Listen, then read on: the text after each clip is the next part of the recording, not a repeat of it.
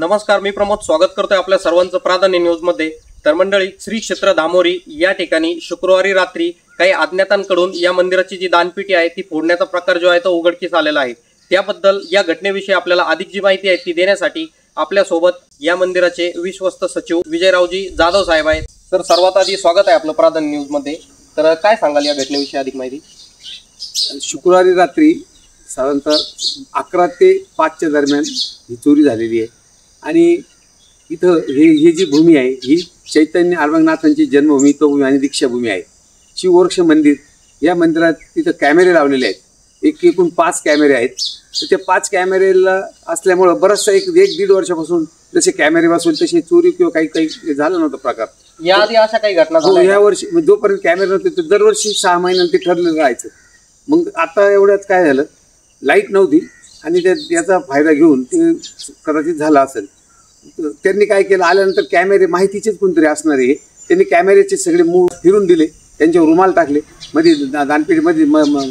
एंट्रीच्या दानपेटीचा जो कॅमेरा त्याच्यावर पण एक त्यांनी रुमाल टाकला आणि त्यांच्या दानपेटी फुटली नाही, परंतु मग त्यांनी पहारीच्या आधाराने ते वाकून एक कोपरा वाकून याचा दानपेटीचा त्यातून ते पैसे हे काढलेले आहेत। तर साधारणतः याआधी आपण पोलीसमध्ये काही तक्रार वगैरे दिली? हो, मग पहाटे मला इथून पुजाऱ्यांचा फोन आला, मी लगेच आलो आणि मेसेज केले सर्वांना, फोनवर व्हॉट्सअपवर मेसेज केले, त्यांचे पण फोन आले, त्यांनी पोलीस पाटलांना लगेच पाठवलं, तो पंचनामा त्यांनी करून घेतला आणि ते म्हणे आपण हार्ड डिस्क चेक करू आणि त्याप्रमाणे लगेच त्वरित कारवाई करू।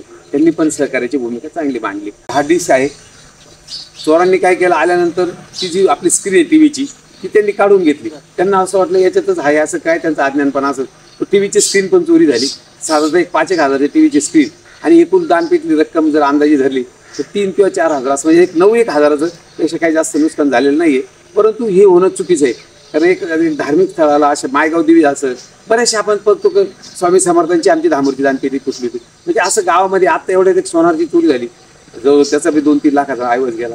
तर असं हे गावामध्ये जे चाललंय हे कुणीतरी काळ सोपवलेलं आहे, याचा वेळेस बंदोबस्त होणं फार गरजेचं आहे। पोलिसांची भूमिका फार छान आहे। हार्ड डिस्क जे आहे त्याच्याबद्दल आपल्याला कधी माहिती आहे की आपल्याला अधिकृत माहिती त्यांच्याकडनं मिळणार आहे?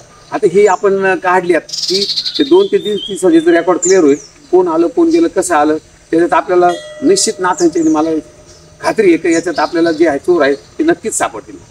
तर ठीक आहे, आपण याविषयी पण आणखी जी माहिती ते घटनास्थळी प्रॉपर तिथे जाऊन आपण चेक करूया। तर या ठिकाणी जर आपण बघितलंय तर इथं मंदिराची एक दानपेटी आहे, बाहेरनं भिंतीतनं जे भक्त भाविक येत होते ते इथनं पैसे टाकत होते, त्याबद्दल आपण आणखी मध्ये जाऊन चेक करूयात। तर इथे आपण बघू शकताय, ज्या वेळेस जे भाविक भक्त होते ते बाहेरनं ज्यावेळेस दानपेटीमध्ये काही पैसे टाकायचे तर मध्ये हे पैसे इथे लॉक होत होते। तर मग इथनं पण जे आहे ती दानपेटी फोडण्याचा प्रकार आपल्याला जी अधिकृत जी माहिती आहे ती या मंदिराचे जे विश्वस्त आहे त्यांच्याकडनं मिळालेली आहेत।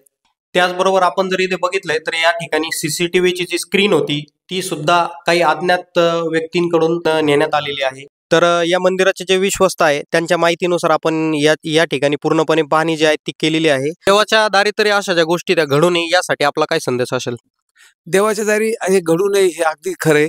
याच्यासाठी आपण सर्वांनी जे इथं येतं ते स्वच्छ आणि निर्मळ मनाने जे येतात त्यांनी इथं दर्शन घेताना, जे लोक येतात ते पवित्र भावनेने येतात आणि अशा जे लोक येतात दूषित भावनेने ते त्यांनी फक्त ते भुरट्यापणाचं काम करायचं आणि गलीच्या त्याचा जो विनियोग असतो तो वाईट मार्गालाच ते करत असतात, म्हणून त्यांची जी बुद्धीमध्ये अजून तो जर फरक झाला तर हे निश्चित त्याच्यामध्ये फरक पडेल।